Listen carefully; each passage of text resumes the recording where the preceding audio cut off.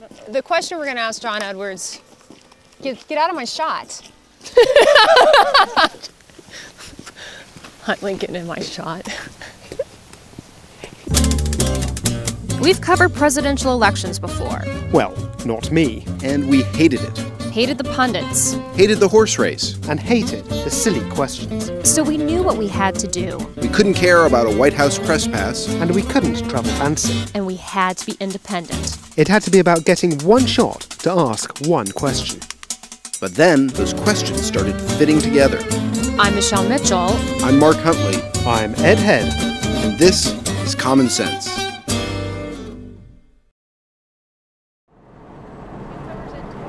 The candidates say that health care is a kitchen table issue. Theoretically, that's where we're discussing it.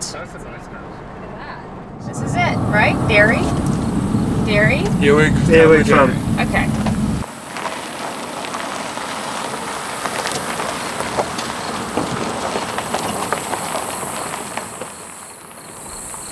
Hi, we made it! You can park either in front of the store. That's probably the best place to park. You'll see that little red tractor, just park right there. Okay, great. Thank you. Hi, I'm Michelle. We spoke on the phone. Yeah. Nice to meet you. Thanks so much. Hi, I'm Michelle. You gonna stop at operations like this? Or? You're our only dairy. Oh, really? We have a higher price premium milk, and we charge more for it. And I think that the tight economy or the high-priced fuel and high-priced food, high-priced items are hurting our sales, and we're feeling it. So. Just because everybody has to cut back somewhere. And that's one place And some people have completely cut back on the amount of milk totally, regardless of what kind it is anyway. You know, when everyone talks about we need to reform the healthcare system, well, what goes reforming the healthcare system if people can't get healthy foods? Well, and people are, like I said before, they're having to make choices. You know, what am I going to spend my money on? What's best for my family? Where should our money go? But families, you know, young families these days, I mean, sometimes they don't have a choice. The candidates have two things to say about healthcare reform. Make it universal.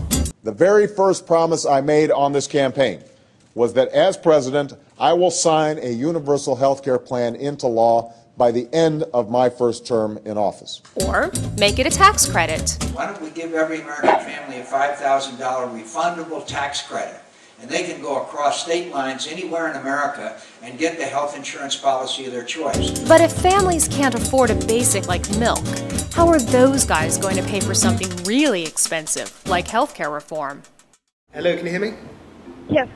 Hi, can I speak to somebody with regards to one of Senator McCain's surrogates about healthcare, what he's planning to do after the latest financial problems on Wall Street? He has promised a $5,000 tax credit. Currently, our switchable are unavailable.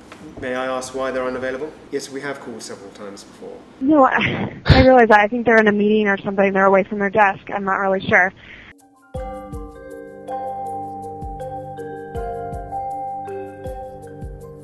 And I've been through the wars. I've been through the healthcare wars in Congress in the 90s during Hillary Clinton's famous healthcare plan. And that collapsed under its own weight. You have the unholy alliance of health insurance companies, physicians, pharmaceutical giants, and the trial lawyers. And how are you going to get this through a Congress that may be adversarial if it's a McCain administration? Or you're going to have the Democratic caucus, which is very pro-trial lawyer. It's not that simple. It's a very easy thing to talk about in the confines of a campaign, but what does that mean exactly? And I don't think either campaign has the answer at this time. Hello, gorgeous.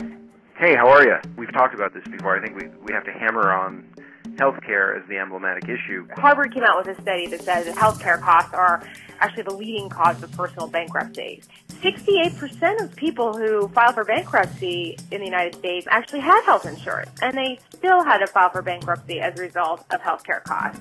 Total healthcare spending right now, according to the CBO, is 16% of the GDP. But I'd be interested in how that compares to like Western Europe or Japan or healthcare costs in, for instance, in Germany, it's over 10% of the GDP, still nowhere near ours.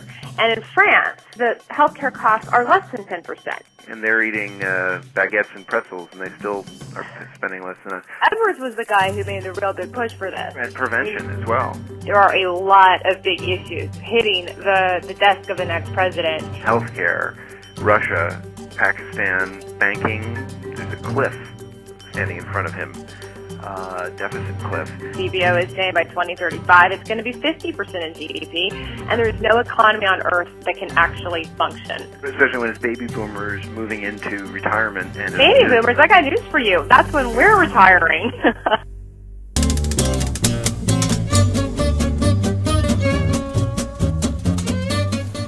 He has this cool exterior, but underneath there's just this heart of fire. Do you catch all of them? I try to. Yeah. Are you a student? Yeah, I'm a senior at Keene High, but I can't vote yet, so I don't know, I'm just trying to be as informed as I can.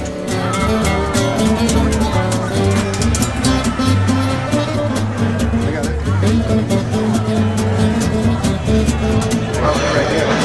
This is like the nicest shredded food we've seen on the campaign trail. You don't know if there's going to be press availability, but are we going to be...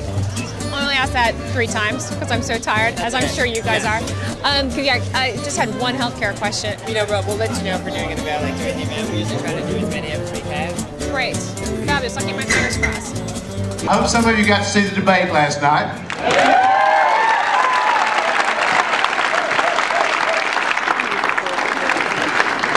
You know, here's the truth. What you find out is when people understand what you stand for and what you're fighting for, things shift. It's just that simple. Literally, if you're me, you can feel the ground moving.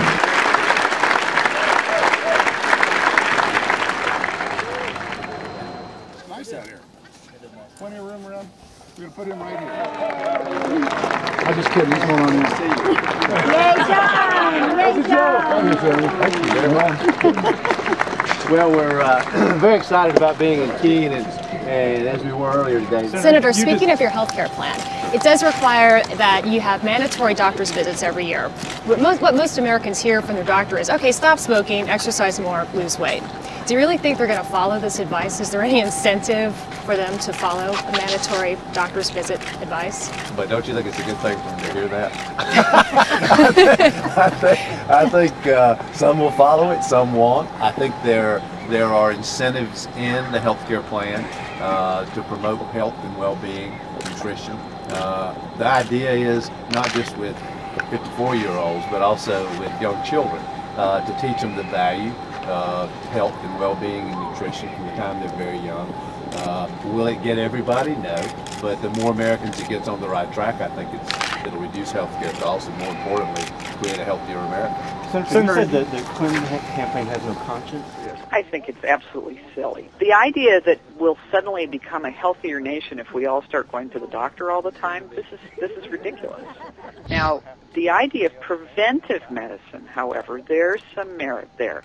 Preventing disease is really more about your own habits. It's about how you eat. It's whether you exercise. It's are you smoking? Do you drink too much? So that's really the kind of prevention that we ought to be putting our money into.